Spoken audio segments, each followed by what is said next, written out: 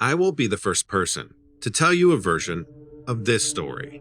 I'm sure you've heard one like it. If you haven't, please sit back for a moment and try to give me the benefit of the doubt. Point Pleasant comes up in these stories often, doesn't it? I know it does, because I've done the research. If my account wasn't backed up by others, I wouldn't be sharing it now. Anyway, you guessed it. Point Pleasant is where my story takes place. Just north of there is a forest reservation for fish and game. That land has to be managed by somebody. And for a few years, I was the lucky Park Service member with their boots stuck in Point Pleasant's mud. You see, the forest there isn't exactly worth the hike. During World War II, those 8,000 acres were the base of an ammunition manufacturing facility. The explosives developed there were kept in above-ground bunkers, hidden under a layer of dirt and grass. Those bunkers covertly populate the landscape, like houses in the Shire. When the land was abandoned after the war, the explosives left behind in those bunkers began to contaminate the surrounding area. Some of the structures have been known to explode without warning, even though the land is hospitable enough to cater to the occasional hunter or fisherman. Much of it is still considered a national priority for hazardous waste. It was my job to walk the area, check for signs of trespassing, and to navigate any reports of activity around the bunkers. It sounds a bit ridiculous, I know. Who would go wandering around these little igloos of toxicity? You'd be surprised. I chased my fair share of photographers, social media wannabes, and conspiracy theorists. If I regret giving any of them a hard time, it's that last group. There is something going on in Point Pleasant, after all. I saw it. A photographer, who actually got the clearance from the proper authorities, came to me one morning with an image that he demanded I see. He had set up some unwieldy remote cameras around a few of the bunkers. His goal, as far as I understood it, was to take several pictures throughout the course of the day, from the comfort of his van and laptop.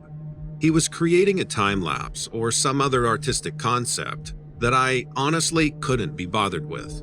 He was obeying my safety instructions, and that was all I could really ask for.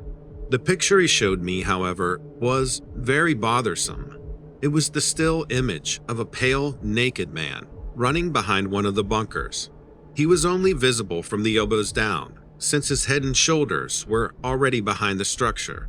The rest of his physique was too blurry to make out.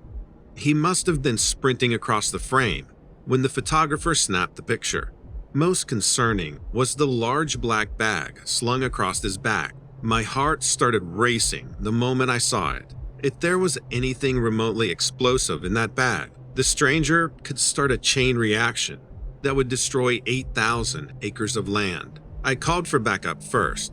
A naked man with a black bag didn't exactly inspire urgency in the rest of the Park Service. They were on the way, but I needed to take point. Luckily, I knew exactly where that bunker was. I left the photographer behind and hurried to hopefully defuse the situation before it got out of hand. When I arrived there, however, it wasn't a man waiting for me. It was something else. The muscular, pale, humanoid body was squatting atop the bunker. He had climbed up it for some reason. The body cut off at its head, its shoulders smoothed out where a neck should have been. I can clearly see two red eyes. I couldn't comprehend what I was seeing. I still don't understand it, not fully. All I know is that I did see it. I wasn't hallucinating. I wasn't dreaming. I know that because it was the photograph that lured me out first.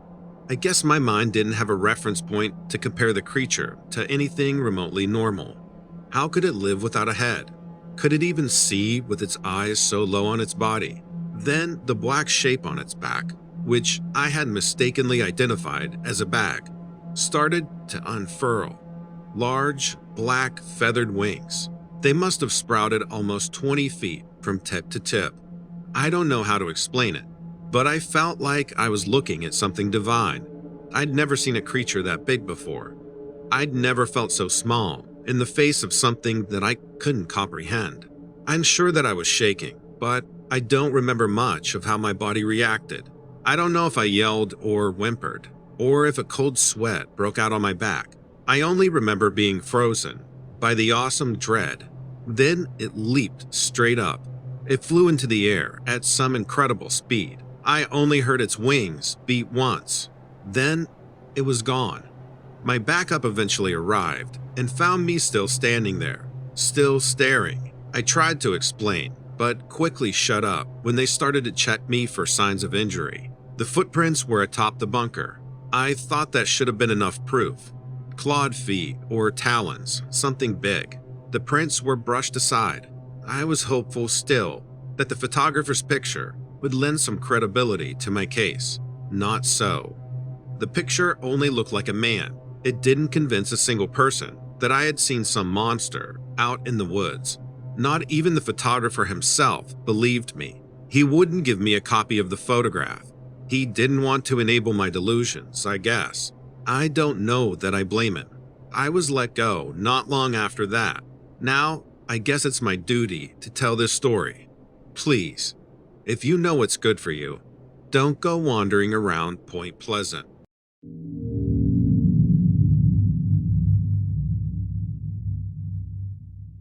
I take an annual trip up north to Algonquin Provincial Park in southeastern Ontario, Canada.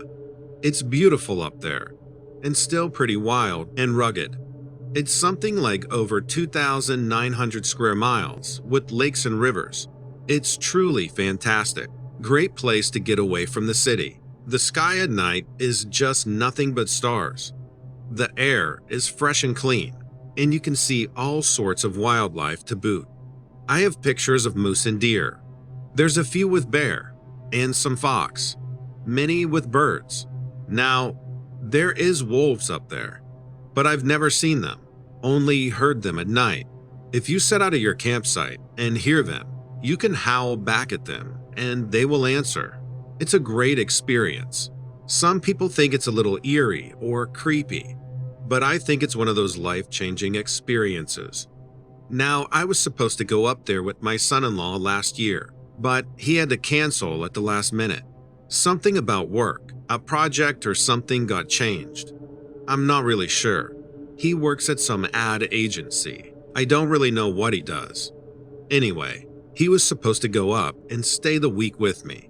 But since he canceled, I decided I was going to go and stay a little longer, about 2 weeks. It's an 8+ hour drive to get up there. People think I'm crazy just for the drive up. I tell them it's absolutely worth it. I'll even bust out my pictures, trying to convince them. I don't really want to say where I live, so I'll just say I live in a state that borders Canada. Is that odd? I don't think it's odd. Anyway, I left my house at 2 a.m. Absolutely no traffic on the highway or in the city at that time. Makes traveling much easier. The drive is not bad, just a lot of open highway, farmland, cities, and towns here and there. You go through Windsor and London, and then finally, about 4 or 5 hours in, you hit Toronto. That's when the traffic picks up, and you get stuck in the congestion of the freeway. I usually stop for food in Toronto, something fast, then I continue on. Past Toronto, it's rest stops and small towns until you get to the park. There's a store right outside the campgrounds that I usually stay, so I'll stop there for supplies that I've either forgotten or just didn't buy before the trip. It's a nice small place, friendly people, and stocked with foods and camping gear. It's about 15 or 20 minutes to the campgrounds. I set up my site. I'm a tent camper myself. I like the old traditions, you know.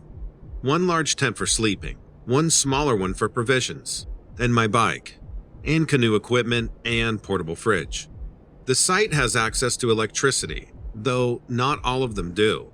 Some have no access to electricity or even bathrooms.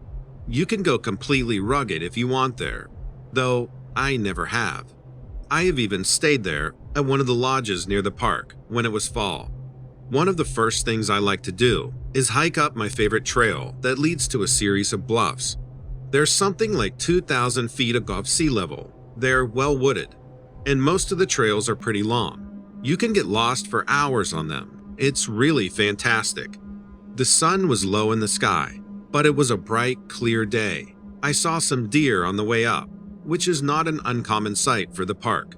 I got to the top of the highest point of the bluff, and it looks out over miles of forest and river. It's truly breathtaking, like something out of a movie. So I began to take pictures. I do every time I go up. There's always something new. I'm taking pictures of the forest below when I hear someone call out. I see a couple about 10 feet from me, and they're pointing out. I look up, and there's this shining ball in the sky. It's a yellowish orange in color, and it's just hanging there. I go to shoot it with my camera, and two more appear right below it, kind of making a triangle shape. They're just hovering there. I start taking pictures, and the balls begin to move slowly and get bigger, like maybe they're moving closer to us. I'm not really sure though. It's hard to tell with things moving in the sky like that.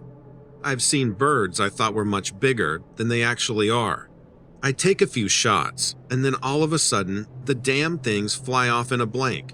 I mean, these things were really moving. I look at the couple, and they look at me, and we just kind of look around in disbelief, My camera died right after that too. Maybe a minute after the lights took off. I have some pictures, but some are blurry. I must not have been too steady when I was trying to take them. I don't know what I saw.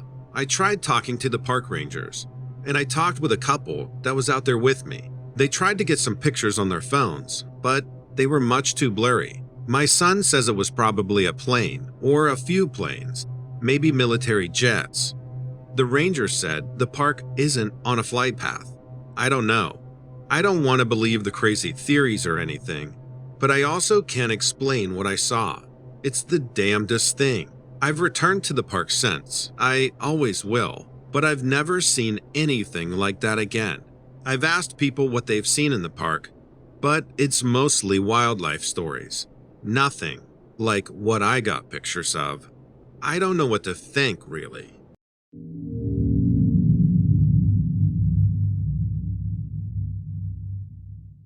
I encountered a cold-blooded creature and survived to tell the tale. I was 20 years old and bored out of my mind in my hometown, so I decided to move to Colorado. It was my first time ever living alone, and although I was excited about my newfound freedom, I was a bit scared. I had only been living in my new apartment for a week and realized I needed to unpack a few more things from a box I left in storage in the basement. I dreaded going down there. It was dingy and dark and looked like a room out of a horror movie. I made my way down and shifted through a few boxes. There was another person who entered the basement, and I glanced up only for a moment and noticed it was a girl around my age. I was new to the area and eager to make new friends, so I struck up a conversation with her. She was super friendly and had beautiful, glossed-over eyes and pale skin. We got to talking, and I ended up inviting her over for dinner later that evening. After she got what she needed from down there, she waved by and ascended up the stairs. I was excited about a potential new friend. Only thing was, I didn't have much groceries. The way back up to my room, I kept contemplating what dish to cook up for us. After I examined my pantry, I found some pasta sauce, noodles, and some frozen garlic bread in my freezer. It wasn't anything glamorous, but I was sure I could spruce it up enough. The day dragged on, and finally I started prepping dinner. I just popped the bread in the oven and heard a knock on the door. I quickly went over to answer it and greeted her. She looked around past me and glanced at her feet. I thought maybe she wanted to take her shoes off, so I told her she could take her shoes off and come inside. She smiled and entered, then closed the door behind her. I poured her some wine and told her it was ready. We conversed for a few minutes before I realized the bread was still in the oven. I took it out and let it cool while I served us the pasta. She sat at the table while I brought over the bread. I playfully wafted the plate of bread by her face, saying, "Oh, it's nice and warm." She let out a shriek, and her cheek sparked a flame. I dropped the plate on the table, apologizing, thinking it had touched her cheek and burned her. I got her a cool towel while she covered her cheek with her hand. I kept apologizing, and she told me it was fine. just had a garlic allergy. I felt terrible. My first attempt at making friends, and this happens. I ended up getting her a band-aid and she wore it on her cheek. We conversed while we ate, and she told me how she was born in England and moved to the States when she was very young. We talked for a few hours and laughed a lot. I took her on a tour of my apartment and showed her artwork I had painted. She loved a few of my pieces and even offered to buy one to hang in her place. She was intrigued by a painting I was still working on and offered me money for it. I couldn't charge her for it, but instead I told her I would finish it and bring it over to her place the next day. We parted ways for the night, and as soon as she left, I got to work on the piece. I wanted to make sure the piece was perfect and stayed up all night working on it. I was so excited to bring her the painting. I went out and grabbed breakfast for us and went to her place around 9 a.m. I knocked on her door, and it squeaked open, like she forgot to close it all the way. I called out and entered, closing the door behind me. All of her windows were covered by heavy drapes, so I turned a light on. I set my things down on her dining room table and took a look around. Her place was super clean. I called out for her again, but heard nothing. I made my way around the corner to the room and saw a large coffin. I thought that was extremely odd and went to examine it further. I couldn't see much and the light switch wasn't working, so I pushed back the curtains.